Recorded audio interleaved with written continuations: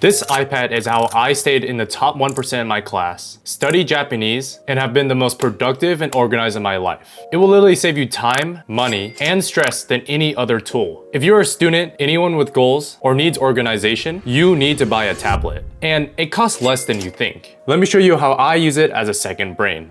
I'm going to address the biggest reason why most people get tablets, and that's note-taking. But Justin, isn't taking notes on paper way better than on a screen? And I would say the same thing as well. But I think these two are completely different from one another. Doing it on a tablet is just way more convenient. You have infinite number of pages, templates, and ways to make your notes. With a tablet, there is just no reason to have 10 notebooks for every single subject. And you can always find your notes very easily. I sometimes honestly just don't take notes because I just don't want to find which page or which notebook I want to use. I think using a tablet just opens way more opportunities for note-taking. You can also download presentations to make notes on, diagrams to put all over your notes, and just be able to do the assignment while taking notes. See, with a tablet, it isn't just a blank piece of paper. The note-taking space can literally be anything you want. So yeah, I get it. On paper, everything feels a lot more connected and intentional. But having a tablet at the same time just opens a lot more doors for you. But in general, having everything in one place is just a lot more convenient. There are also so many great note-taking apps, so you have every single option possible.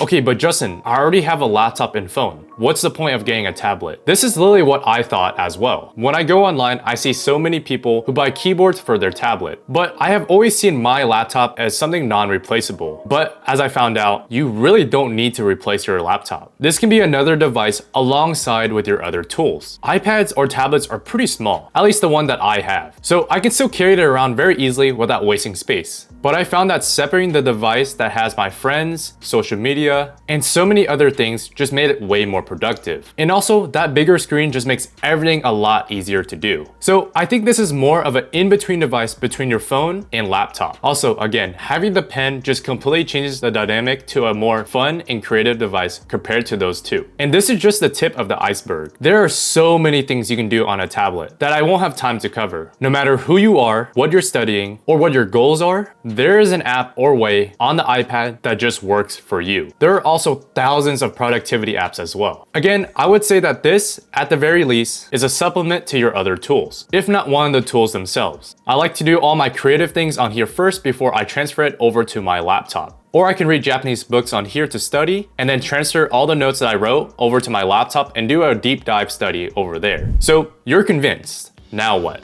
First is the setup. You need to remember that this isn't a glorified phone with a bigger screen. You need to find what you're achieving with this tablet. For me, this is a fully studying and organization tool. This isn't just for school though. I have my Japanese, tennis, and other life goals on here as well. I would utilize the most important apps on your home screen, including widgets.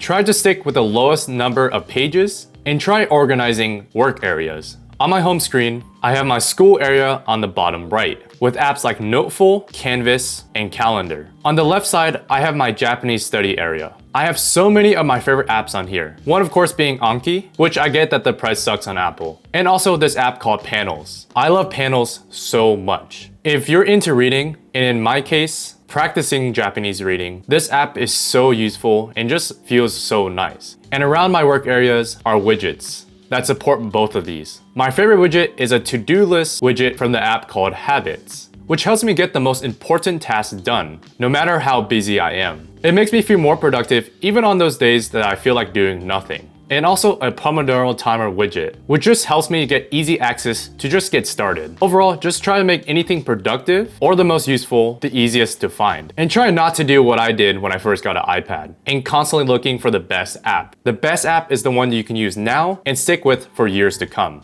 Like I said at the beginning of this video, doing all this doesn't have to cost an arm or a leg. If you're tight on a budget, getting an older, used tablet is the way to go. If this is purely a note-taking or productivity device, and most of your work is on other devices, getting a much older tablet is completely fine. And if you're wondering which model that I got, I think currently the best value, while still having a lot of hardware, is the iPad Air 5th generation. Even though a couple years old now, this still has the M1 chip, which was completely overkill for the time, and still is today. So the speed of it still feels brand new. The screen is great, the battery is decent, and overall, it doesn't stray that much away from newer models. I personally got the higher storage 256GB just to future-proof myself, and it costed me $220 used, alongside with a $40 Apple Pencil. I think the pen is almost required for this device to really shine, so I would include the pen into the price as well. Used Apple Pencils aren't that expensive. You can easily find them under $40 depending on the model.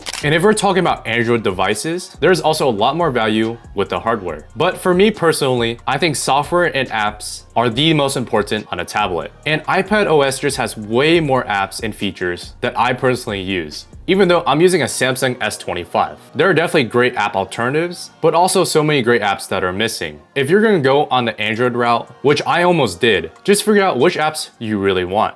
So overall, I just really wanted to share the device that I've been in love with and been using for the past few months. I think you're gonna get a lot of value in using a tablet, no matter who you are. For students, especially college students, this is almost a no-brainer. Even if you have a laptop or a notebook. Well, are you ready to start getting organized and be way more productive? Well, with a tablet, it's going to be a lot easier. If you have any other tips or things you love about your iPad or tablet, let me know down in the comments. I'm really interested in more ways in using the iPad and also app hidden gems. And while you're down there, you might as well hit the like and subscribe button. That's all I got.